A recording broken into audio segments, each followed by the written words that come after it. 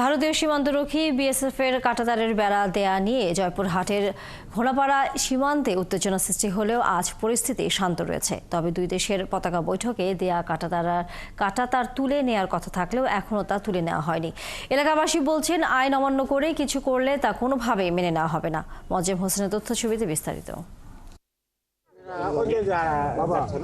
কোন দেশ সীমান্তে কাঁটাতারের বেড়া দিতে চাইলে আন্তর্জাতিক আইন অনুযায়ী সীমান্তের শূন্যরেখা থেকে 150 গজ বাইরে দিতে হবে। কিন্তু ঘোনাপাড়া সীমান্তের লোকজনের দাবি, বিএসএফ সদস্যরা মঙ্গলবার সে আইন উপেক্ষা করে 181 নম্বর পিলারের কাছে এই বেড়া দেওয়ার চেষ্টা করেন। অথচ এই পিলারের অবস্থান সীমান্তের শূন্যরেখার 20 গজ ভেতরে।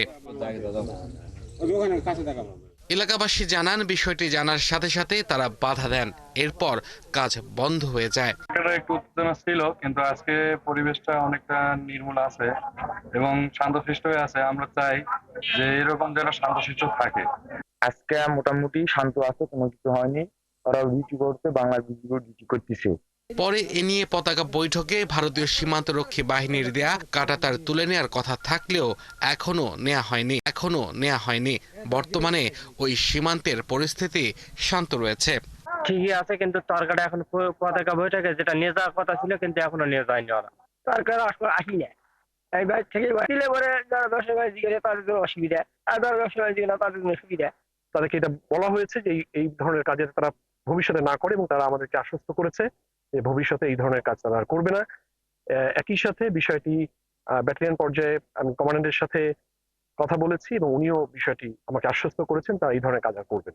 উচনা ঘোনাপাড়া সীমান্তে গত বছরের 19 সেপ্টেম্বর কাঁটাতারের বেড়া নির্মাণের চেষ্টা করেছিল বিএসএফ। তখনও বিজিবির বাধার মুখে তাদের সেই চেষ্টা ব্যর্থ হয়। এছাড়া একই বছরের 21 ও 22 সেপ্টেম্বর সোনাতলা সীমান্তের কিছু অংশে নতুন করে বেড়া দিতে চাইলে বিজিবির সদস্যরা বিএসএফকে বাধা দেন। আব্দুল্লাহ আল মামুন, ৭১। দর্শক, এই বিষয়ে বিস্তারিত জানাতে জয়পুরহাট থেকে যুক্ত হচ্ছেন সহকর্মী মজিম হোসেন।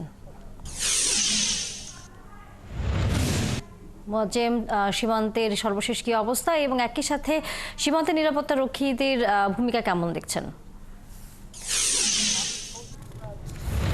ধন্যবাদ আপনাকে। আপনি প্রতিবেদন যেমনটি বলছিলেন যে জয়পুরহাটের ধরনজি ঘোনা সীমান্ত এলাকাতে গতকাল তার কাটা নিয়ে এই এলাকাতে একটা উত্তেজনা বিরাজ করতেছিল। সেটি কিন্তু আজকে কিন্তু সেটা আমাদের সেরকম চোখে পড়ছে না। এখন এখানকার পরিস্থিতি একবারে শান্ত। এখানে কিছুক্ষণ আগেই আমার জয়পুরহাট 20 ব্যাটালিয়নের CO lieutenant colonel Nawaz Morshed আমাদের এখানে পরিদর্শন করেছেন এবং আমাদেরকে প্রেস ব্রিফিং করেছেন। যেটি জানিয়েছেন তিনি বলছেন যে সীমান্ততে যে তার কাটা নিয়ে যে সমস্যা হয়েছে সেটা ভারতীয় যে বাহিনী রয়েছে তাদের সঙ্গে তাদের কথা হয়েছে। তারা এটা আশ্বস্ত করেছেন যে এইটা নিয়ে তারা কোনো হবে না। আর আজকে গতকাল যে আপনাকে একটু জানিয়ে রাখি যে গতকালে যে পতাকা বৈঠকে আমাদের সীমান্ত বাহিনীকে বলা হয়েছিল যে তার কাটাটা দেওয়া হয়েছিল সেটি কিন্তু তারা উঠে নিয়ে যাবে আজ। আমরা কিন্তু সকাল 7টা থেকে এই ঘোনাপাড়া সীমান্ততে অবস্থান করতেছি গণমাধ্যম কর্মী, এখন পর্যন্ত কিন্তু সেটা কিন্তু উঠে নিয়ে এখানকার স্থানীয়দের যে যারা এখানকার বসবাস করে তারা কিন্তু এই কথাটা বলছেন যে এখানে এই আন্তর্জাতিক সীমারেখা যদি না রেখে যদি তার কাটা দেওয়া হয় তাহলে কিন্তু এখানে একটা সমস্যা হয়।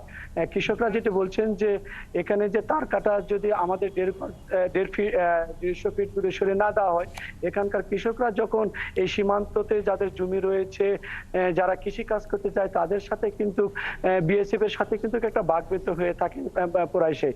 তাই তার স্থানীয়রা বলছেন যে আন্তর্জাতিক সীমা রেখে তারা তার কাটা দিক, তাতে কিন্তু এখানকার যারা স্থানীয় আছে তাদের কিন্তু কোনো আপত্তি নাই। আমি এখানে যে স্থানীয় যে যারা বসবাস করে তার সঙ্গে একটু কথা বলে জানতে চাই যে আপনারা যে এই যে এখানে যে সমস্যাটা হচ্ছে এই সমস্যার মধ্যে আপনাদের কি সমস্যা হয় এই তার কাটাটা দিলে? আজকে পরিস্থিতিটা কেমন? আমাদের সমস্যা হয় এখানে মানে 150 গজ ফাঁকে যোগ দেয়, তাতে কোনো আপত্তি নাই।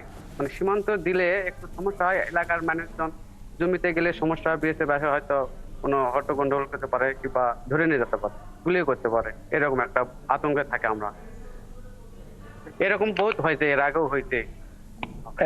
যেমনটি বলছিলেন যে তাদের যে তার কাটার পাশে গেলেই কিন্তু স্থানীয়দের মানে অসংখ্য ধন্যবাদ মোয়াজ্জেম হোসেন। আপনার মাধ্যমে নিশ্চয়ই আমরা ফিরবো আবারও এই খবরের বিস্তারিত জানবার জন্য। দর্শক, সহকর্মী মোয়াজ্জেম হোসেন ছিলেন এতক্ষণ আমাদের সাথে।